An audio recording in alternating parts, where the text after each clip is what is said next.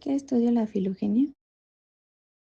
El término de filogenia proviene del griego filón, que significa raza, y genia, que significa generación. Se enfoca en comprender cómo han surgido los comportamientos, cómo se han desarrollado y cómo se han transmitido a través de generaciones mediante la selección natural y otros procesos. Estudia algunos comportamientos como la búsqueda de alimento, la construcción de refugios o la defensa territorial. Pueden considerarse como instintivos y están presentes en muchas especies.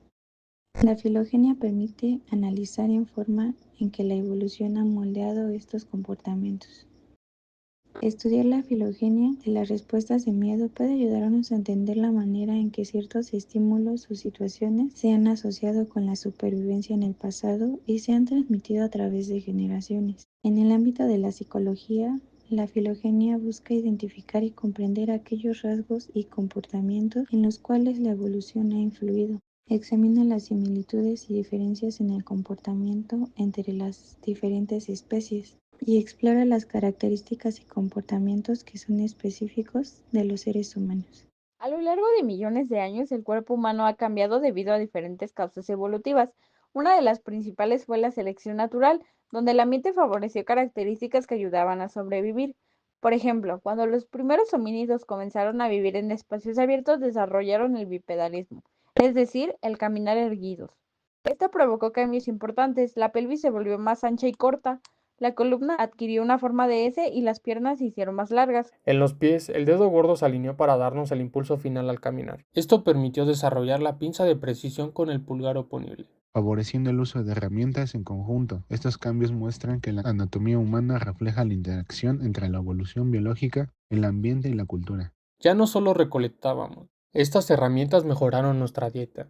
Al consumir más carne y luego cocinar los alimentos, el cuerpo obtuvo más energía, lo que permitió el crecimiento del cerebro. Al mismo tiempo, la mandíbula y los dientes se hicieron más pequeños porque ya no era necesario masticar tanto.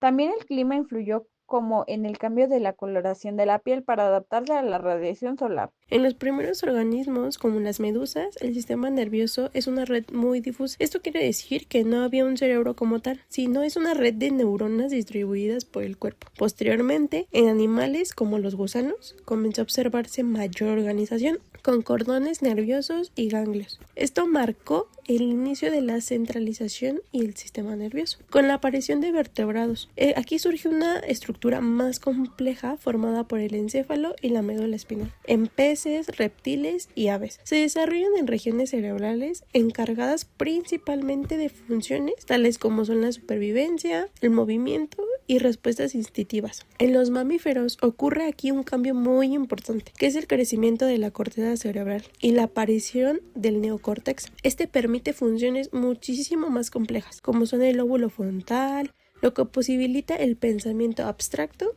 lenguaje, planificación y el control de la conducta. En conclusión, el sistema nervioso humano no es completamente distinto al de otras especies, sino que es el resultado de un proceso evolutivo, progresivo y caracterizado por la centralización, cefalización, el aumento del tamaño y la complejidad cerebral. En cuanto a las características del ser humano, el patrón de regulación genética y expresión de genes cerebrales es altamente especializado en humanos. El ADN está organizado en doble hélice. Tenemos 23 pares de cromosomas y tenemos aproximadamente 25.000 genes, y esto lleva a un 99% de similitud genética con los chimpancés. En cuanto a las características del resto de las especies animales, tenemos los mismos componentes bioquímicos, ADN, ARN y las proteínas. Pero ellos tienen 24 pares de cromosomas, por ejemplo, en grandes simios. Aunque el ADN del humano es muy similar al de los chimpancés, hay una diferencia aproximadamente entre el 1 y el 2%. Esas pequeñas variaciones afectan genes clave del sistema nervioso y su regulación, lo que puede producir diferencias. En conclusión,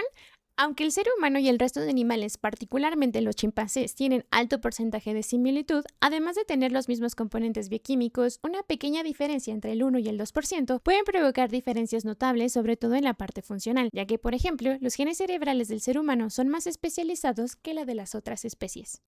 En el ámbito embriológico u ontogénico, el ser humano tiene un desarrollo prolongado del sistema nervioso, una gran plasticidad cerebral en la infancia y una prolongada dependencia parental. En cuanto a otras especies, tienen un desarrollo más rápido, menor plasticidad prolongada y periodos críticos más grave, eso provocando menor dependencia prolongada. En conclusión, el ser humano con respecto a otros vertebrados son parecidos hasta cierto punto, pero después podría decirse que toman caminos distintos, ya que al final se van adaptando de acuerdo a las necesidades que se pueden presentar en cada especie. Por un lado, el ser humano tiene un desarrollo más prolongado a diferencia de otros vertebrados y esto puede llevar a tener una dependencia parental a más tiempo a comparaciones de otras especies. Ahora bien, en el ámbito comportamental, el ser humano tiene un sistema nervioso que permite funciones complejas como lenguaje simbólico, pensamiento abstracto, autoconciencia, razonamiento moral y transmisión cultural acumulativa de conocimientos. En cuanto a otras especies, se pueden presentar formas de comunicación complejas y comportamientos sociales elaborados. A pesar de que otras especies también tienen comunicación compleja y hasta hacen uso de herramientas y conductas sociales, no poseen el lenguaje sintáctico y también no tienen cultura acumulativa compleja ni a largo plazo como el ser humano. Como conclusión general, podemos decir que al realizar esta comparación entre el ser humano y otras especies, podemos notar que compartimos demasiado en común y que algunos detalles han hecho una gran diferencia.